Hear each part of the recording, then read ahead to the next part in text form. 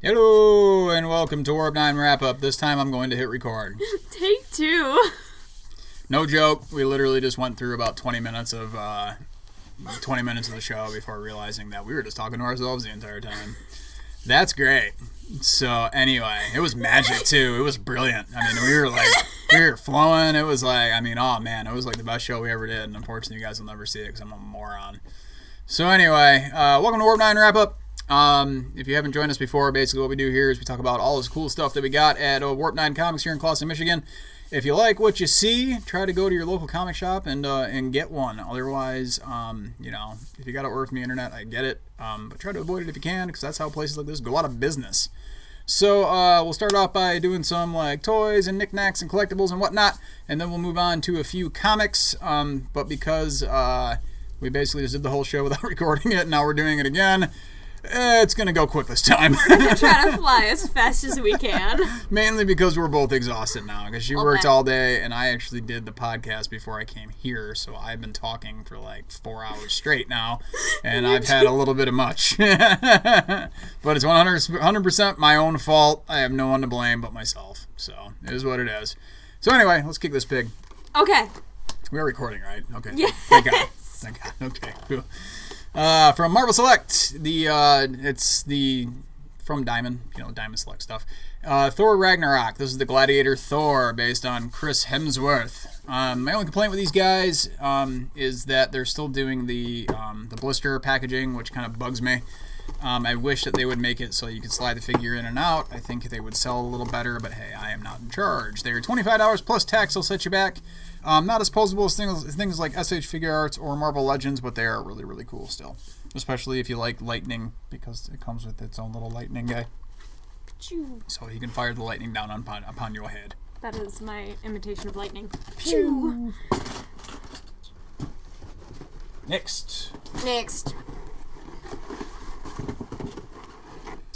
Same thing. Diamond Select toys for Pacific Rim Uprising, the current sequel to Pacific Rim. These are kind of cool, mainly because, once again, just $25. They do come with extra hands and little knives and whatnot. So Bandai has, like, what was it, 2 weeks ago we did the show where we had the same like Pacific Rim toys from Bandai. We had like one of them 3 weeks ago. 3 weeks ago? Okay. Yeah. Those things run like closer to like $35-$40, something like that. So those ones are a little more posable, but these ones are just as cool and they're a little cheaper. But once again, blister packaging. That's the only downside. So, but if you like the movie or if you just like having little robots that you like to beat up monsters, these are your thing. At $25 plus tax for Gypsy Avenger, Orange Bob, and Bracer Phoenix. It is not Orange Bob. Saber Athena. There you go. Such cool names. Bunch of gamer nerds sitting around being like, let's just call our robots all sorts of weird stuff. Is there any possible way? Sure is. Thanks. Because if I put them back on top of here, I can't get to the other things. From the Funko Pop Rides. This guy's about $30. It'll set you back, but it is the Night King riding the icy Viserion. It does glow in the dark, which is badass. So let's face it, if you can have more stuff that glows in the dark, you just feel like better as a person. That's just me. Otherwise, you can use the same pop ride and put a different pop on there. Maybe if you want like Captain America riding an icy dragon, why not? Let's just get wild with it. Who cares? Imagination is key. Awesome. I know. I'm really good at this. $29.99. It'll set you back plus tax. It'd be terrifying to put what's her face from Dolores Umbridge from Harry Potter on a dragon. That's scary. It's terrifying. From Kotobukiya, this is their Bishoujo line. This is actually a re-release of the Supergirl they did that was based on the costume created by Michael Turner years and years ago. This Bishoujo was actually going for a lot of money online at one point in time. Now that they've re-released it, it's great, so people can kind of get some of the older ones if you're into these things now. It is kind of an over-sexualized version of Supergirl. That's kind of what they do with these Japanese imports. If it's not your thing, I 100% get it. But some people do enjoy having these around, and some people did like that costume design, myself included, but I get it. It's a little objectifying. Really pretty. If the skirt was slightly longer, I would like it. Yeah, I get it. Yeah, these guys will set you back right around $85, but it's way better than paying like the $300 or whatever for the original release one, because they released a lot of these over the years and a lot of really cool ones from years ago now go for way too much money.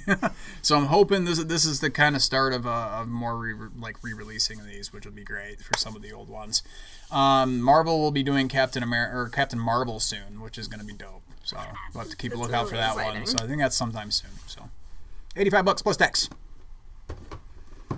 Next. From Takara Tomy, this is Convoy. It is the Masterpiece version of Convoy, but the difference is with this one is that this is the 7-Eleven exclusive. It's got the little logo right there, 7-Eleven. Why? Because if you've ever been to Japan, the Japanese love them some 7-Eleven. This guy was only released in Japan. How we got one? I don't know. Probably fell off a truck or something. It'll set you back right around $450, but that's tax-free. We'll pay the tax for you. If you know anything about getting things shipped from Japan, you know how expensive it is. It's very expensive. Very expensive. So, if you absolutely need a Convoy that is a 7-Eleven exclusive, this is your guy. It is heavy, and it is rad. It is. Mm-hmm. I just think it's funny that a truck fell off of a truck. Oh, yeah, truck fell off the back of a truck. It's crazy. It's weird. Just Time ripped open. Cats on cats on cats. Cats on cats on cats. From Star Wars Black Series, from Hasbro, as you know, we have shown off plenty of these cosplay pieces in the past. I have a few myself. I really enjoy collecting these. This is one of the first times they've done a Darth Vader that's been this expansive. It's 3 pieces. So it breaks apart. It's got the collar, it's got the actual facial plate, and then it has the helmet on top of that. It does come with the voice synthesizer built in with a couple of batteries, so you can sit there in front of CNN. You can say the James Earl Jones voice instead of him. You can be like, this is CNN, if you want to do that. Otherwise, you can watch other James Earl Jones movies that aren't Star Wars, like, Field of Dreams or something. So yeah, it's heavy. She's tired of holding it. It's $125 plus tax, but it's well worth it. I sold one to a guy, and he put up some pictures, and he was flipping out about it. He absolutely loved it. Moving on to some comic stuff. Moving on. That was really fast. Okay. Dude, I can do this. I can do this, especially when I'm tired. Green Arrow. Number 39? Number 39. Part 39. 1 of, let's see if I can do this again, Children of Vakar. I don't know why I can't pronounce that. So Green Arrow, I haven't read Green Arrow in a really long time, so jumping onto this, I was hoping I wasn't going to be confused, but I wasn't. They kind of told you what was going on right at the beginning, unlike Batwoman. Ooh. I'm still salty about that book. Shots fired. Just one, it was a part 1, and you think that they should, explain what's going on. They didn't, and I struggled so hard through that book. I'm still salty. Anyway. They just never think of you. And they should. Every comic is somebody's first comic. This is true. Tell them what's going on, please. You would think it'd be helpful. But anyway. Yep, she digresses. So, this comic takes place a while after Deathstroke Annual number 2, in which there's this country of Vakar that kind of was in a Cold War fighting against each other, but nothing quite was happening yet. Deathstroke comes in, screws everything up a little bit. They get in full-out war mode, destroys basically the entire country. Everything's in rubbles, and the people that are left there, Oliver Queen is trying to do humanitarian work, trying to send them food and supplies to help, but it keeps getting taken by bandits. So he shows up with the supplies this time to make sure it gets to them. And they're not exactly happy with him being there. Nope. They're not happy with him trying to help them. They're not happy with any of this. Because they see heroes, they just automatically assume villains aren't far behind. Exactly. So, yeah, they don't want help. He's trying to figure out, first of all, what is keeping them so afraid of everything, where their children are, and kind of what's going on with this country. And he just wants to help them because he feels responsible for what happened, because he had 1,000,005 chances to stop Deathstroke and didn't. So he feels really guilty. He keeps running into nobody. Who's the villain? He's running into nothing. Nothing, nobody. It's nothing. Which I'm pretty sure is the launch of a new villain. Not sure if he's going to stick, where he's going to go. I like the idea of the villain. I like the idea of where they're kind of taking this. I kind of hope he sticks. I think they could do something fun with this villain. But anyways, cool great jumping on point. Really great storyline. And who doesn't love archers? I love archers. I'm a huge Hawkeye fan. Where are the prompts? I think it's literally the last page. Probably. I can't find it. There it is. Children of the Car Part 1. Writers are Jackson Lansing and Colin Kelly. Marcio Takara was the artist.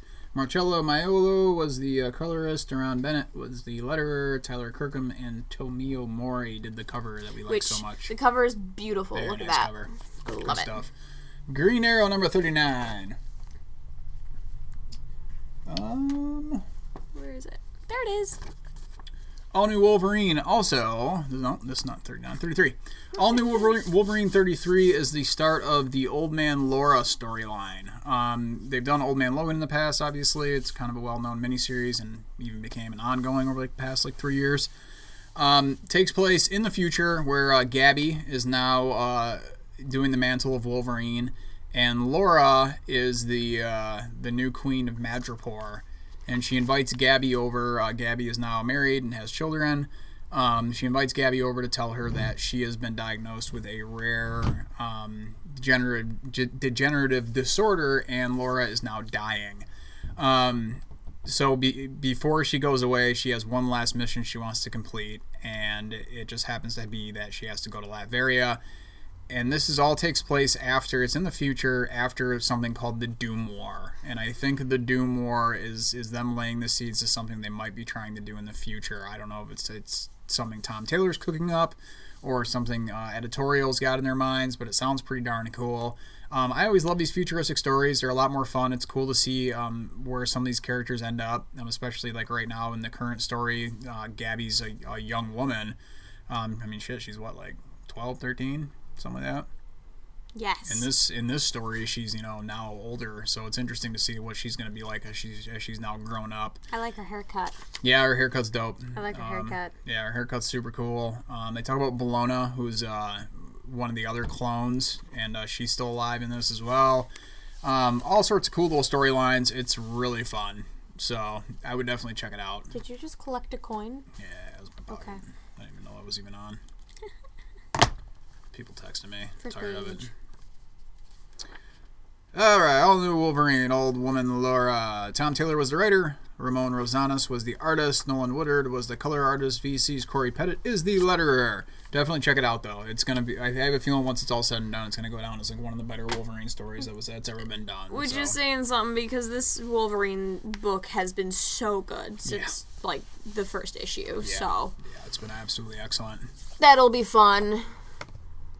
Okay. Avengers. This is a one-shot. It's Avengers Shards of Infinity, which, Cosmic Cube, not Black Widow, Cosmic Cube.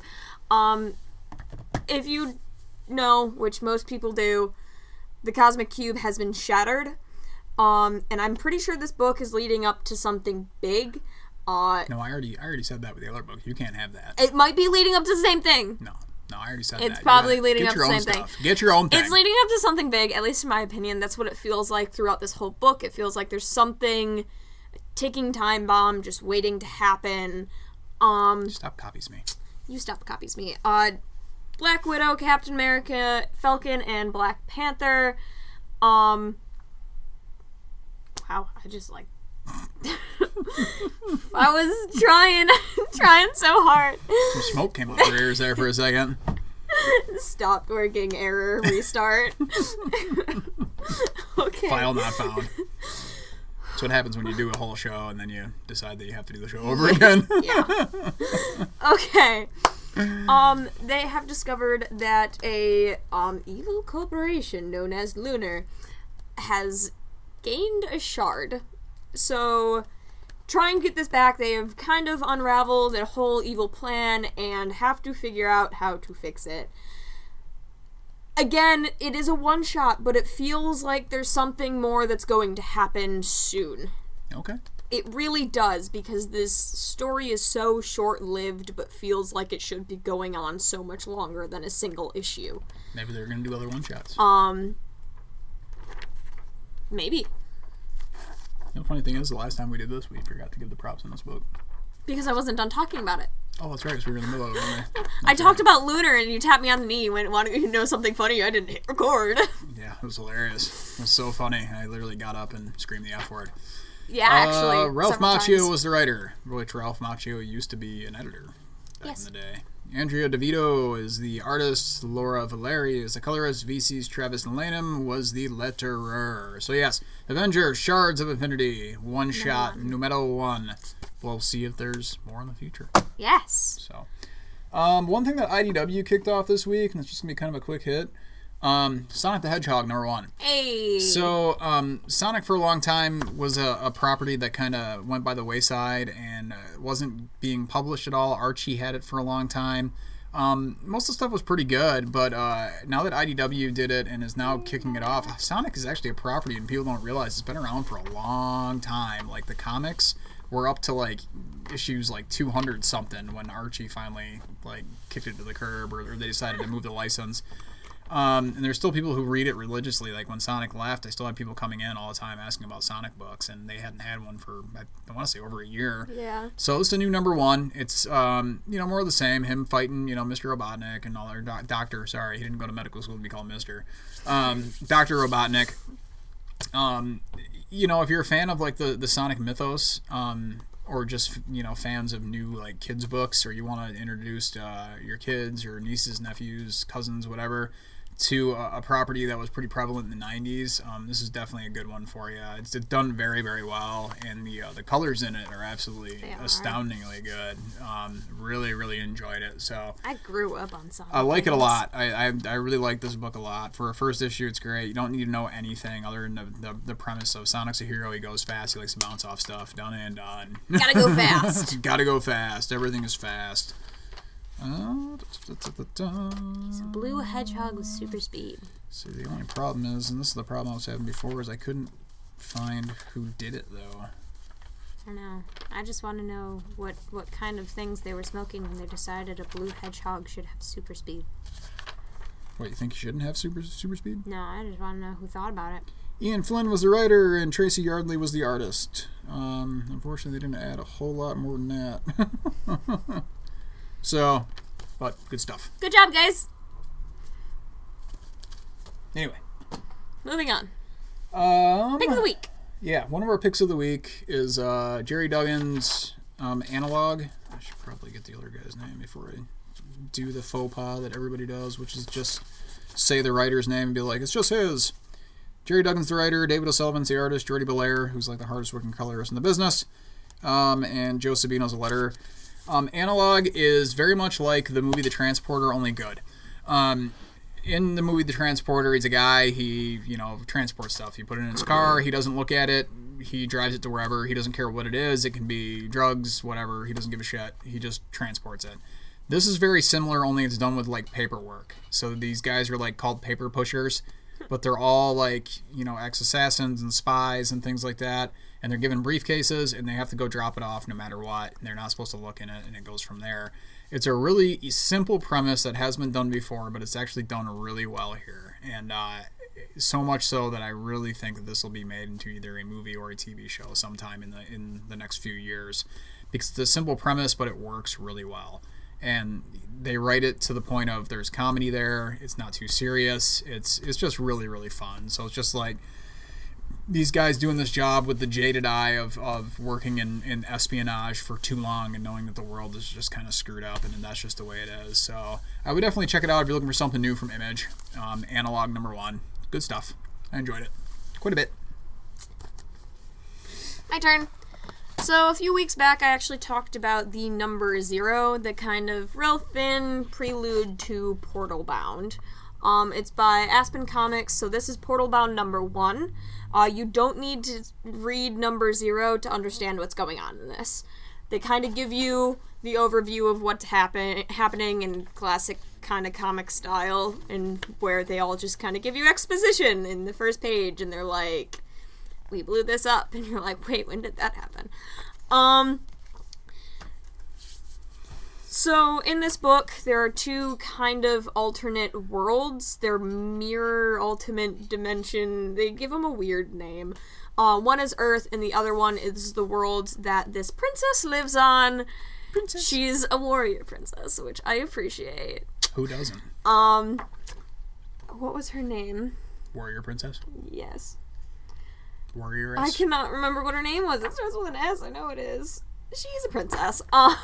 We're gonna call her Steve. No, it's like Sybil. Steve. I think it's some Sybil or something like that. Sybil? Sybil? Maybe. Sure. We do a lot of research here. We're good at this. I'm tired. Leave me alone.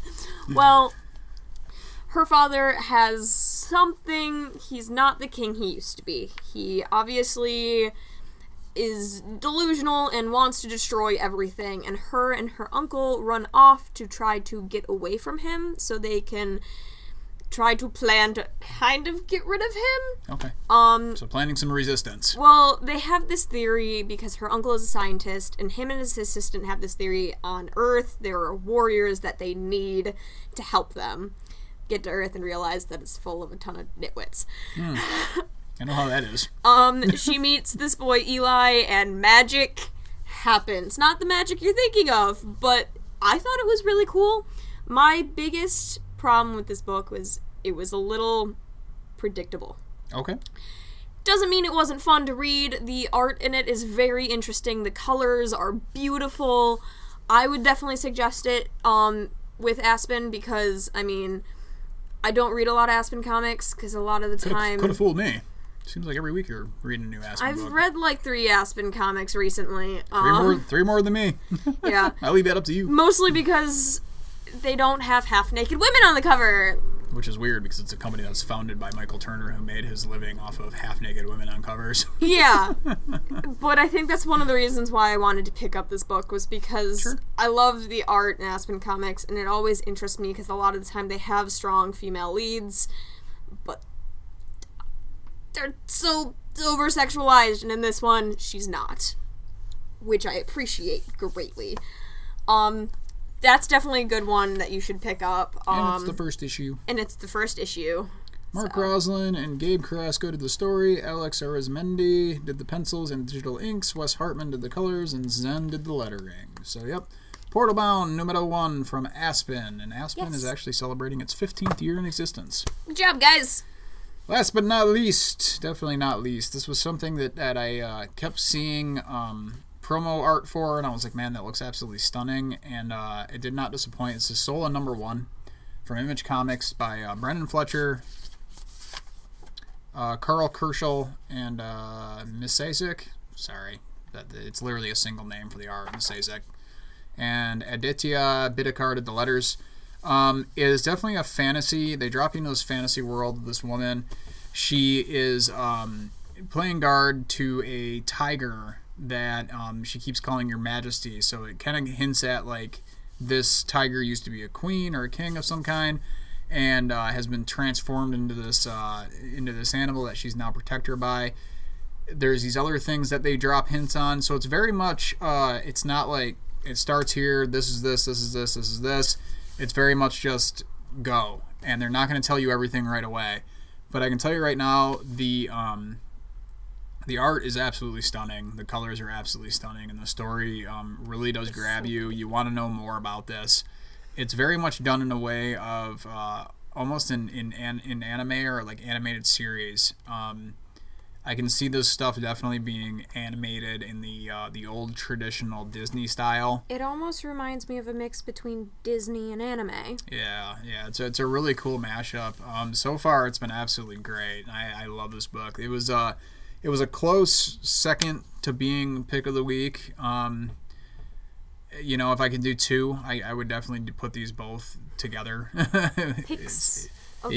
Picks of the week, just badass. Because I really like this book a lot, and I'm interested to see where it goes. I'm a little worried that if it doesn't pick up a little bit or explain more in the second issue, it could run the risk of people just not being interested because they feel like they're missing something. Because sometimes when people pick up a book, they're like, oh, there must have been something before this that I just missed, that I just don't know about, so I'm just not going to read it. And that does happen. So we'll see. But so far, the first issue's been great. But I have a feeling it's going to be one of those books that it's probably going to be a good seller in trade paperback as it picks up steam. So we'll have to see. You know, I hope it's one of those where they do 5 issues a trade and don't take too much time off, because this 2-month, 3-month break in between story arcs has really been killing a lot of books recently. And I know people want to argue about that. Oh, well, they need the break because da-da-da-da. Well, that's why your book doesn't sell. Yeah. Just being honest. You know, I'm not trying to be a dick.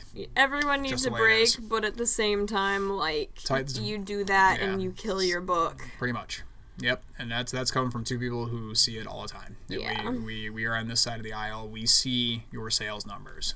We know what your books are doing. I want you to take a break, and I want you to like have that downtime from like stress and stuff. But I also want your books to do well. A lot of times it's not really stress so much as it's they don't get paid much to do an indie book, so they have to do other work in order to pay the bills. Which I 100% get it. You know, it's tough making money in comics, man, but it's real tough doing the comic retail side of things too. Yeah.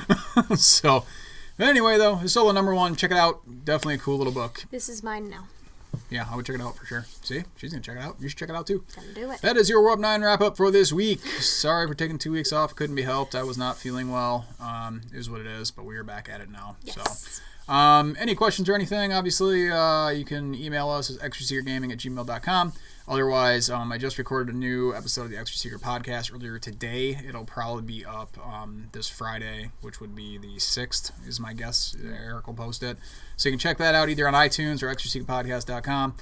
Other than that, though, I've had a couple members say that we should do a question, like a Q&A corner during our shows. Here's my answer to that, guys. Send in questions. There you go. And he does ask you to. Because I've been asked, like, well, where do we send in the questions? Like, extraseekergaming@gmail.com. I've said it literally on just about every episode. Or you can just put it in the comments. You can do it in the comments, too. Seriously. Yeah. We'll answer your questions. Maybe. We'll try to answer your questions but you have to ask them first. Promising things. Well, I think people miss the live stream when we were doing it live. But the problem with that is that due to cost-cutting measures at the store, we changed the internet, and the internet here now is like garbage. It's not fast enough. No, it's not. It's fast enough on download speed, but just like typical AT&T, they give you nothing on upload speed because everything they use is essentially DSL. But anyway, nobody wants to hear that. So, yeah, anyway, extraseekergaming@gmail.com. You got questions, I'll try to answer them on either in the next stream or some way, shape, or form. So, but don't be questions of like, can you hold me this product until... Don't do that shit. I will ignore you. I ignore everybody on Instagram that does the same crap. I'm not... And don't get mad at me for not answering your questions in 2 seconds for an Instagram comment, you know? And if you want us to, like, if there's a certain book that you know is upcoming that you definitely want us to review... We'll do that, like, for sure. Tell us. Yeah, there's something coming out that you're like, oh, I'd love to hear your thoughts on this or whatever. Yeah, we'll totally do that. I have no problems doing that at all. So honestly, if you want us to, like, if it's something that came out in trade, I will totally be down to read a trade and let you know my thoughts on it. Yeah, just saying. Yeah, we'll answer questions. That's what we do. We do those things. All right. Bye. Bye-bye. We love you.